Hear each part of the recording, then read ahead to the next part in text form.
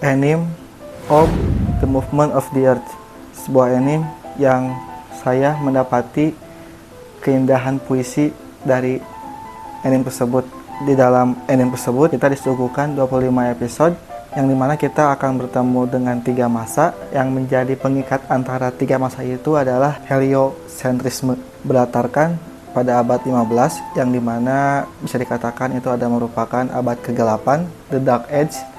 Dan di sana kita akan disuguhkan sebuah cerita yang lagi-lagi saya katakan memiliki keindahan puisi, keindahan cerita.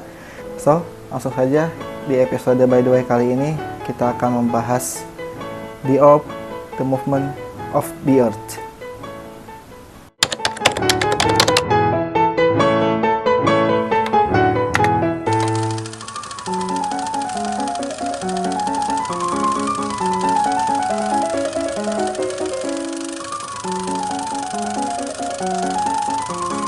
Tapi sebelum kita lanjut, harap dimaklum video ini akan berisi spoiler.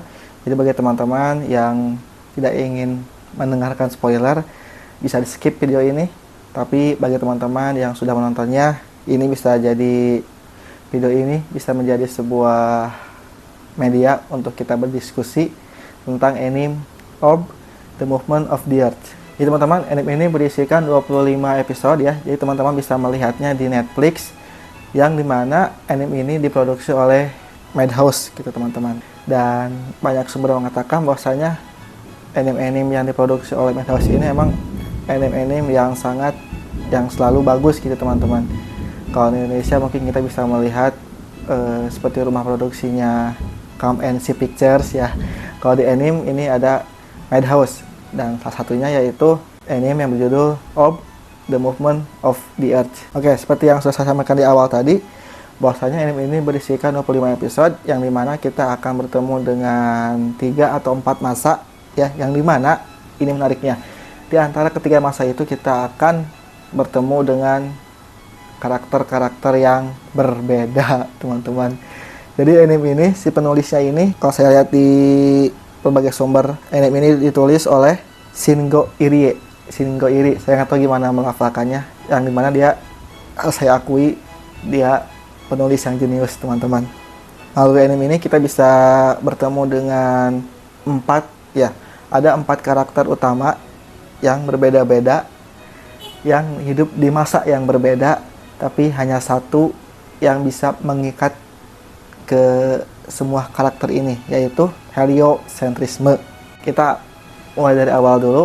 Di awal kita akan bertemu dengan sosok yang bernama Raval. Dia adalah tokoh utamanya di periode pertama, yang bagi saya dia memiliki karakteristik yang menarik. Dia adalah seorang siswa yang memiliki keingintahuan yang besar, yang ingin, bisa katakan, pecinta kebebasan gitu teman-teman.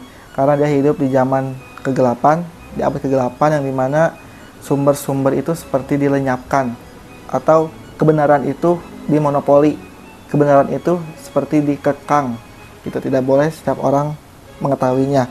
Bahkan bisa dikatakan tidak boleh setiap orang ini memiliki atau mempunyai rasa penasaran gitu. Siapapun bagi mereka yang mempunyai rasa penasaran, keingintahuan akan sesuatu, apalagi yang bertentangan dengan otoritas gereja, maka akan ada hukumannya.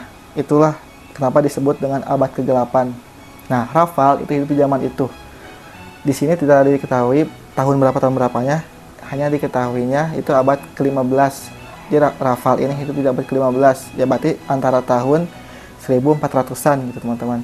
Nah, Raval adalah seorang siswa yang dimana dia satu ketika dia bertemu dengan tokoh yang baru keluar dari penjara ya, yang bernama Hubert gitu kalau nggak salah.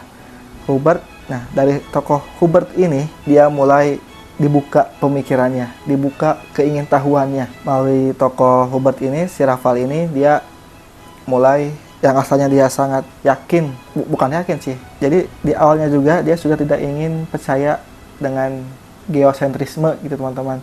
Jadi kan pada abad ini, yang dimana didoktrin masyarakatnya untuk percaya akan geosentrisme. Jadi bumi ini menjadi pusat tata surya.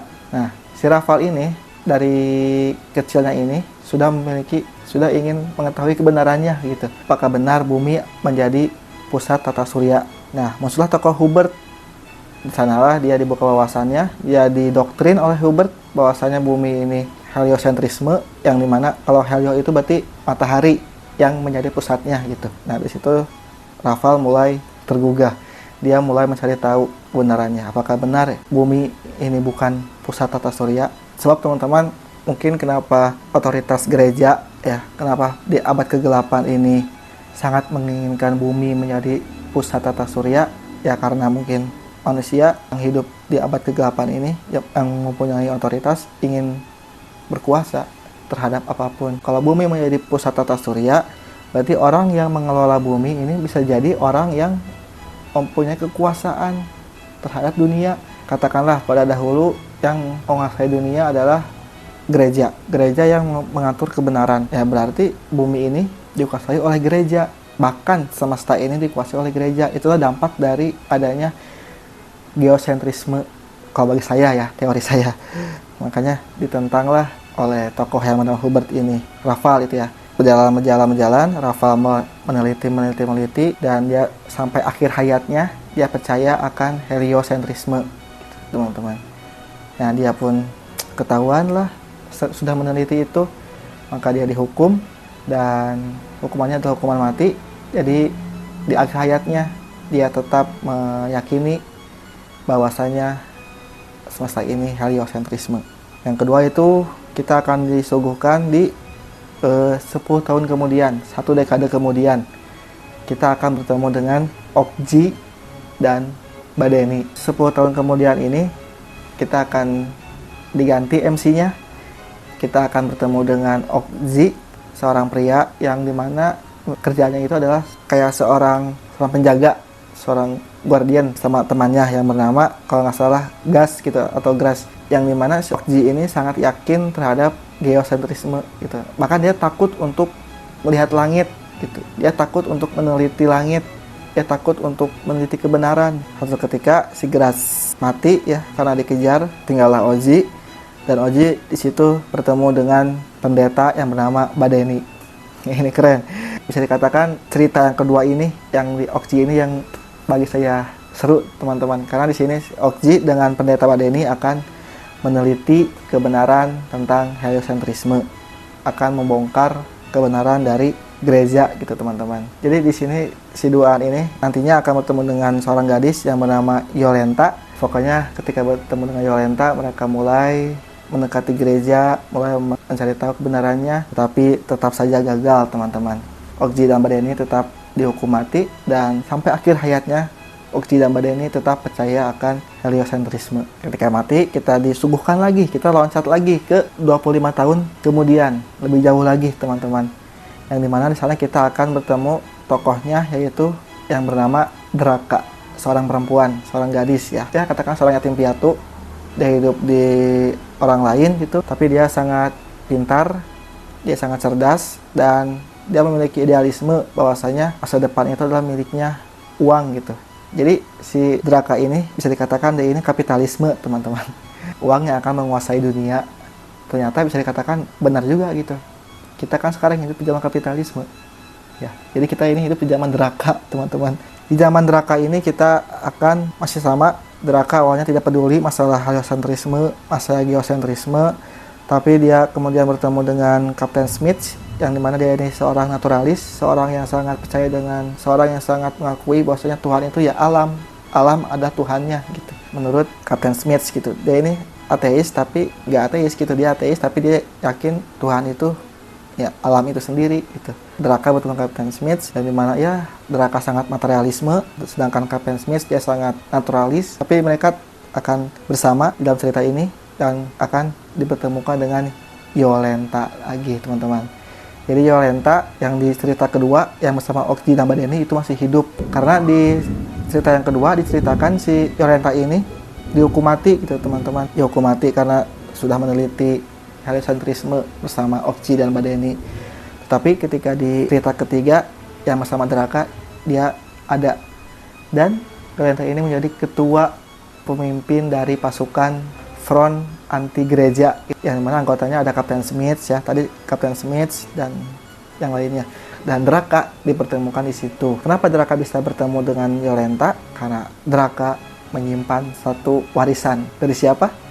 Dari Raval dan dari Okji dan Badeni, teman-teman, yaitu konsep heliosentrisme.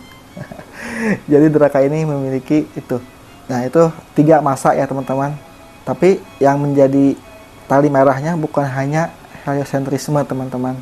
Di ketiga masa ini, di masanya Raval, di masanya Okji dan Badeni, dan di masanya Draka ini, yang bagi saya ini juga merupakan tokoh favorit saya, teman-teman, yang menjadi tokoh antagonis di 3 masa, yaitu tokoh yang bernama Noak. Bisa dikatakan Noak ini adalah apa ya, petugas gereja lah, petugas inkuisitor kalau di animenya. Di tugas ini adalah menangkap orang-orang yang meneliti tentang heliosentrisme atau menangkap orang-orang yang berusaha untuk menentang gereja. Jadi Noak hadir untuk menangkap orang-orang itu. Jadi ketiga MC yang ada di 3 masa itu ditangkapnya oleh Noak, teman-teman. Raval ditangkapnya oleh Noak. Okji dan Badeni ditangkapnya oleh Noak. Terakhir Draka pun bisa dikatakan matinya itu karena Noak, teman-teman. Jadi Noak ini tokoh favorit saya. Dia seperti tokohnya yang di filmnya Quentin Tarantino ya, Inglourious Basterds, yang si pemainnya itu Christopher Waltz. Sama persis seperti itu karakteristiknya gitu. Yang nyeleneh tapi sekalinya menghukum dia keji gitu, teman-teman. Seperti tidak punya perasaan. Bisa dilihat bagaimana Noak ketika menginterogasi Okji, menginterogasi Badeni, menginterogasi Draka, menginterogasi Raval. Itu Noak sangat keren, bisa actingnya. Ya bukan acting ya, tapi ini keren. Kita bertemu dengan 3 masa, 3 MC ya. Tapi di akhirnya kita akan bertemu dengan 1 masa lagi yang kalau di anime ini disebutin tahunnya, teman-teman. Itu tahun saya lupa lagi. Tahun 1468 gitu kalau nggak salah. Dan yang menjadi MC-nya itu sesosok tokoh yang ada di kehidupan nyata gitu, yang pernah ada di dunia ini, yaitu Albert Bojeski. Oke, jadi teman-teman, satu yang di anime ini ya, yang akan kita selalu dapati di setiap, kan kalau di anime itu kan biasanya ada seperti skip gitu, seperti ada iklan gitu di tengah-tengahnya itu. Nah, di pertengahan itu, di OB ini kita akan selalu mendengar kata yang selalu disebutin, yaitu Ci. Ci itu saya nggak tahu artinya apa, tapi ketika kata Ci itu dilantangkan ya, itu suka disimbolkan dengan bola. Jadi ketika di skip itu, di time skip itu biasanya ada tangan gitu memegang bola gitu sambil ada kata-kata Ci gitu. Kadang tangan itu tangannya Raval, kadang tangannya si Okji, kadang tangannya Draka, bahkan Noak pun ada, Albert terakhir. Kalau saya baca-baca lagi, semua sumber yang ada di internet itu Ci itu bisa diartikan sebagai bumi. Bahkan judul film ini pun orb itu kalau dijepangkan akan menjadi Ci itu, teman-teman. Jadi Ci ini bisa menjadi orb ya, orbit, bisa juga berarti bumi, bisa juga berarti kebijaksanaan atau aliran, bisa juga darah, banyak artinya. Dan kalau di anime ini disimbolkan dengan bola. Kalau dalam ceritanya, bola ini adalah bola warisan dari Hubert. Nggak tahu dari mana Hubert ini mendapatkan bola ini gitu. Seperti kalung, tapi ada bolanya. Kemudian dikasih ke Raval, kemudian diwariskan lagi, diketemukan oleh Okji, dan si bolanya ini berakhir di tangan Noak gitu. Mungkin kalau misalkan Ci itu artinya adalah bumi, nah berarti ini adalah emang tentang bumi gitu. Apakah bumi ini pusat dari tata surya, pusat dari alam semesta, atau justru tidak diam, tidak menjadi pusat tapi berputar mengelilingi matahari. Jadi anime ini kita di akhirnya pun kita tidak harus mempercayai heliosentrisme gitu, teman-teman. Jadi si penulisnya ini emang sangat jahil. Dia ingin si pembacanya, dia ingin si penontonnya juga ikut berpikir gitu.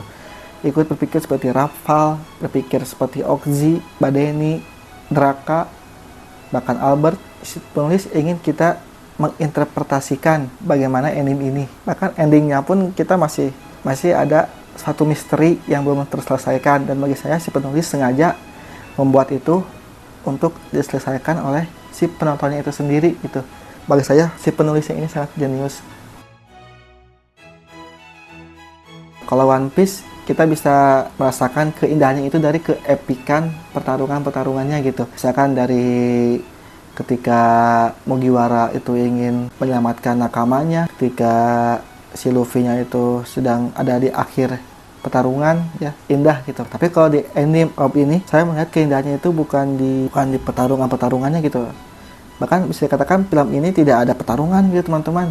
Film ini seperti full ngobrol. Ada pertarungan tapi itu hanya sebentar gitu. Seperti Noak dengan Captain Smith ataupun Noak dengan Oxy ya. Tapi itulah keindahannya teman-teman. Saya melihat keindahan pada ceritanya, kepada kejeniusannya sangat menarik teman-teman.